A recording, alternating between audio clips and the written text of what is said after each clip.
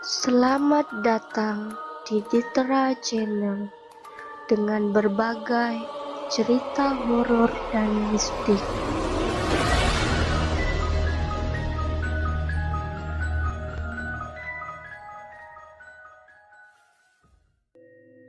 Misteri suara tanpa wujud. Malam itu pekat tak berbintang. Hujan sejak sore sudah mulai sedikit reda, menyisakan gerimis halus. Namun membuat sekujur tubuh merinding juga. Bagaimana tidak, aku hanya sendirian di rumah kala itu. Ayah dan ibu sedang keluar kota menjenguk kakak yang habis lahiran. Kebetulan aku tak ikut karena sering mabuk darat. Perjalanan ke rumah saudariku itu terbilang cukup memakan waktu lama. Malam itu, setelah makan semangkuk Indomie, cukup membuat badanku sedikit hangat.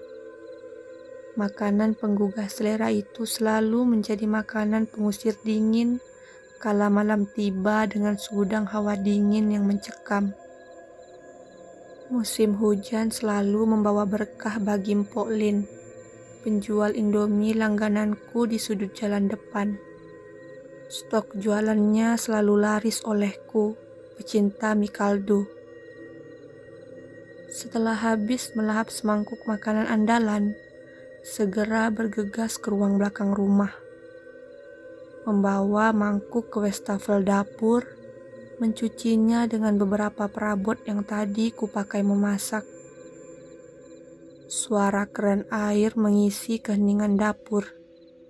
Air mengucur pelan membasuh semua perabotan yang terlebih dulu sudah kusabuni.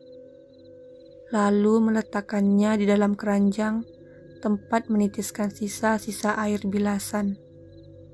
Aku tak menyadari seiring dengan bunyi air keran, ternyata ada suara lain yang ikut memecah hening.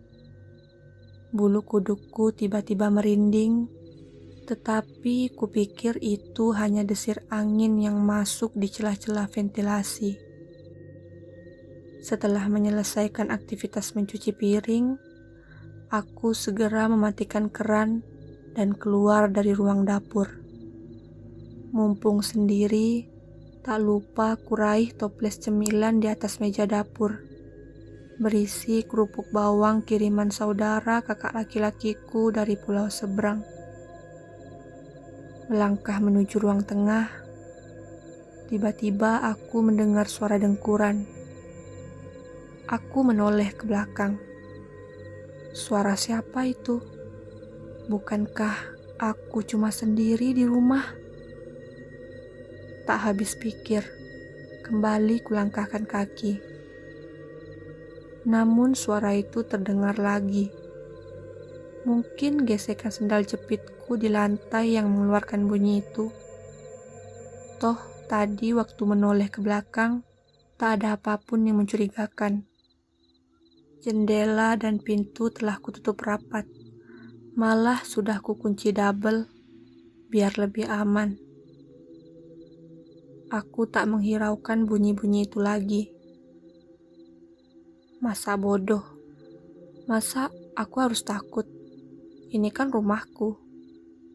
Lagi pula, itu cuma suara gesekan sendal bertemu lantai. Kenapa pula harus membuatku takut? Kulirik jam di dinding. Di sana tertera pukul 8:30 malam. Masih terlalu dini buat masuk kamar. Mending cari hiburan dulu.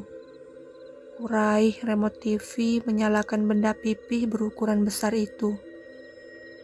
Aku mencari channel sinetron favorit. Sengaja volume TV ku besarkan biar hilang rasa takut yang mengundang itu. Namun ada yang aneh aku rasa. Suara dengkuran itu masih saja bisa ku dengar, meski volume TV sudah kubesarkan. Wah, ini tak bisa kudiamkan begitu saja. Ku kecilkan suara TV, bahkan hampir tak terdengar. Kutajamkan indera pendengaran, mencoba mendengar dan melacak sumber suara mirip dengkuran itu. Sekaligus aku mencoba meredam rasa takut. Semoga bukan hal-hal mistis, harapku. Suara itu tiba-tiba kembali terdengar. Kutelisik penjuru rumah, namun nihil. Tak ada siapapun. Tanpa sadar, akhirnya ku keluarkan suara. "Siapa itu?" Tak ada jawaban, hening seperti biasa. Hanya suaraku yang memantul di dinding rumah. Apakah aku berhalusinasi? Suara itu terdengar jelas, namun tak berwujud. Sayangnya, aku tak punya indera keenam yang bisa melihat makhluk tak kasat mata itu. Kunyalakan saklar lampu utama, ruangan seketika terang benderang. Cuma ada aku mematung di dekat tombol saklar lampu, di depan, di belakang, di samping, tak ada siapa-siapa kecuali aku sendiri. Daripada terpenjara oleh ketakutan sendiri, akhirnya TV kumatikan saja sekalian, agar dapat kucermati suara itu berasal dari mana. Kututup rapat toples cemilanku yang terbiar di atas meja.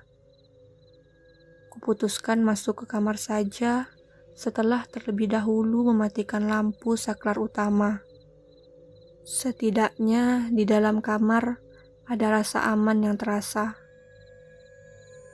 Aku lalu merapal ayat kursi. Subhanallah, suara mirip dengkuran itu tak lagi terdengar. Entah itu tadi hanya sebuah ilusi atau hanya sebuah suara di alam bawah sadarku atau apa, aku tak mau tahu lagi. Setidaknya, dengan berbekal keyakinan hanya kepada Allah semata, itulah yang membuatku yakin dan berani. Dalam kamar, kuraih ponsel di atas nakas. Kucari nama ayahku dan langsung menghubunginya. Bukan hendak melaporkan keganjilan yang kurasakan, tetapi ingin mengetahui kabar mereka di sana. Panggilan itu pun tersambung. "Ayah, gimana keadaan Kak Ati? Kalian di sana baik-baik aja kan?" "Iya, alhamdulillah.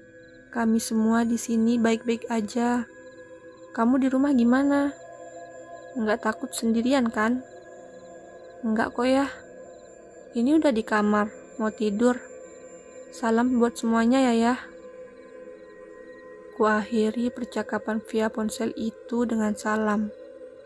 Tak lupa tadi ayah mengingatkan untuk membaca doa agar tidur tidak terganggu. Alhamdulillah, hingga pagi menjelang, suara itu pun tidak muncul lagi. Sebelum tidur, kubaca surah Al-Ikhlas, Al-Falaq, dan surah An-Nas sebanyak 3 kali. Lalu setelahnya membaca ayat kursi dengan mengulang 3 kali pada bacaan akhirnya.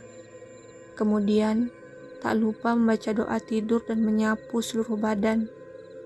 Tak lupa pada malam selanjutnya, setelah sholat Isya, kulantunkan ayat-ayat Al-Quran selembar demi selembar, menambah sugesti keberanianku akan sesuatu yang berbau mistis.